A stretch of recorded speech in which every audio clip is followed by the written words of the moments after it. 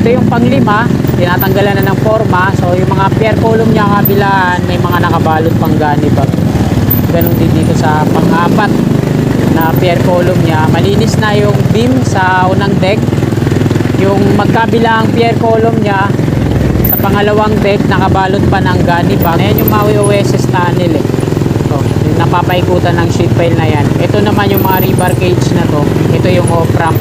Tapos yung nandun sa loob, malapit sa kabahayan na rebar cage na yan. Ayan naman yung sa on ramp patungong south.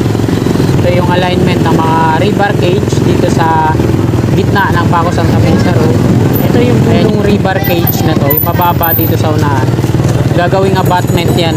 Sinimulan ko to, walang naniniwala sa paligid ko.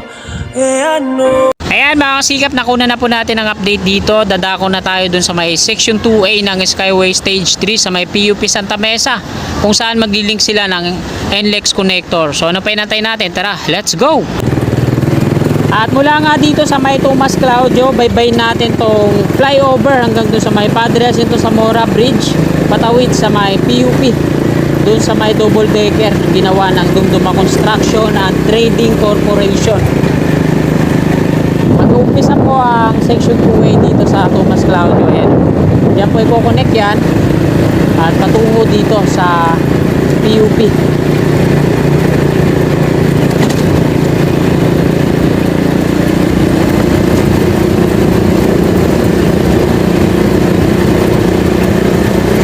Magandang hapon po sa lahat ng mga kababayan natin, sa lahat ng mga subscribers ko, sa lahat ng mga silent viewers. Ayan, magandang hapon po sa inyong lahat.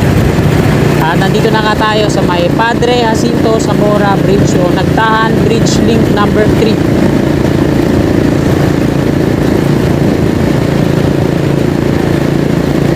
Sa eastbound lang yung bukas. Itong west na to, sarado to.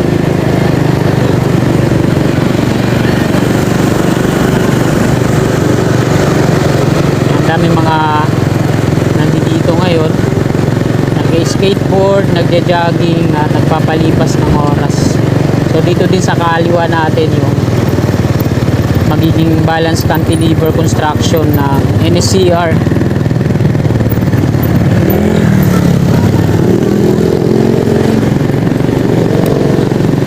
Dito dati yung barracks ng Dumduma Construction. Nag-pull out na sila dito at nandun na sa may Tomas Claudio, kung saan nag-uumpisa itong section 2A. Dami mga concrete barrier na nakasampado sa nila. So kahit pa paano, may barracks pa naman dun sa gilid para sa mga gwardiya. So wala pang progress dito sa may mga steel casing na to, no? Tapos yung mga sheet pile na napapaikutan. Ito yung panglima, tinatanggalan na ng forma. So yung mga pier column niya kabilaan, may mga nakabalot pang gunny bag. Ganun din dito sa pang-apat na pier column niya. Malinis na yung beam sa unang deck. Yung magkabilang pier column niya sa pangalawang deck, nakabalot pa ng gunny bag. So ito yung pangatlo, malinis na, no? Tapos yung pangalawa naman, mayroon pang mga ano yan. Nilagyan ulit nila ng steel ladder. Ito yung mga nakabalot ng net na kulay green patungo dun sa taas. Ito naman yung Buddhist Chuchi Campus. Ayan o.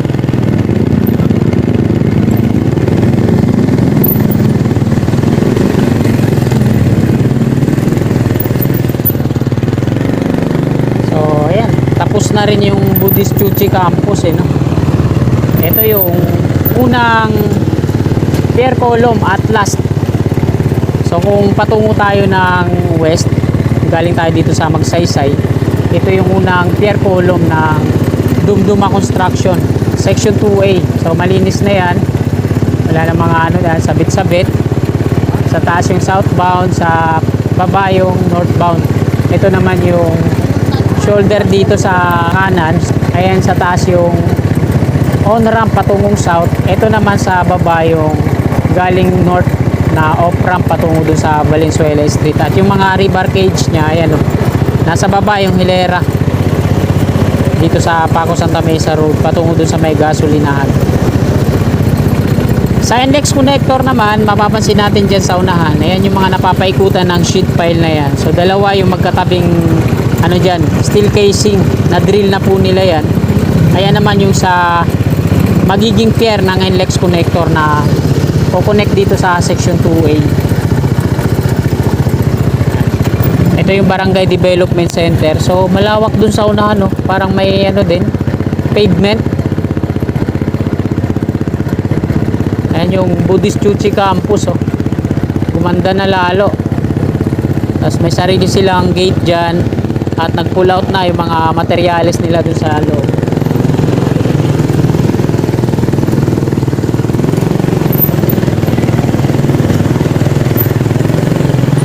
Ayan, yung NLEX connector mula dito sa may mga sheet pile na yan. Ayan yung Maui OSS tunnel, eh. Ito, yung napapaikutan ng sheet pile na yan, yung dating Maui OSS tunnel. Ito naman yung mga rebar cage na to. Ito yung off-ramp.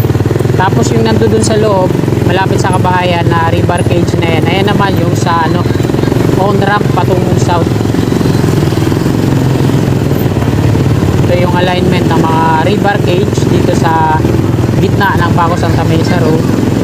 Ayan yung off-ramp patungo dito sa dulo sa may gasolinahan. So dyan sa tawid yung kabayan na yun, yung sa NB2A das 88, ayan yung off-ramp ng section 2A. So sa Skyway stage 3 pa yan. Yung on-ramp naman to south, SB2 yung nakalagay, yung markings.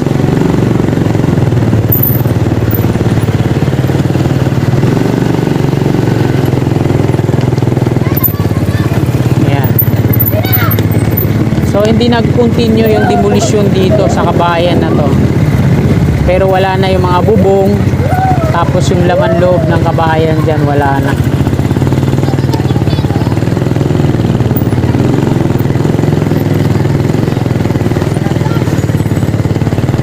So, tingnan natin dito sa unahan.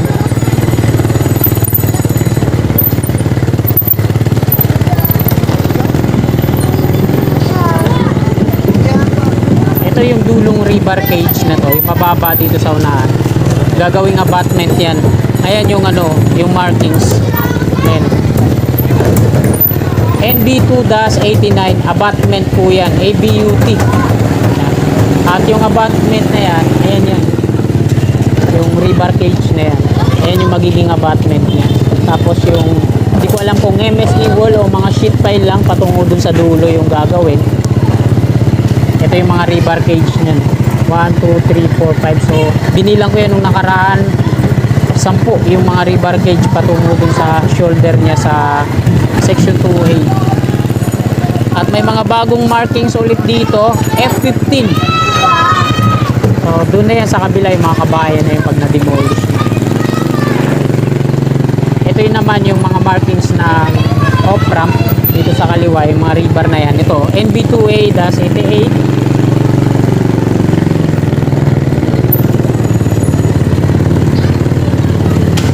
Yung NB2A-87, ito yun yung mga rebar dito sa ating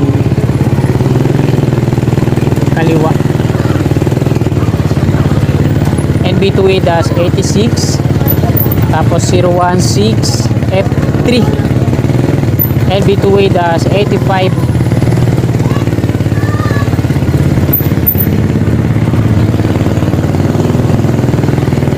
ayan yung rebar na para sa on-ramp. Ito dito.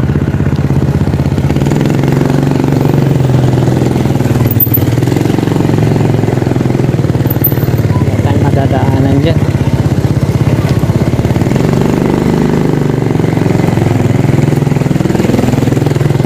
Dito na lang. Dito tayo sa loob ng site nila, no? Malalim po yung mga ano, yung pundasyon dyan, no? Wala na yung mga steel casing niya, no? Yan, malalalim yan, no? Walang ara. So, yung mga bata dito, delikado yan, baka ma-shoot.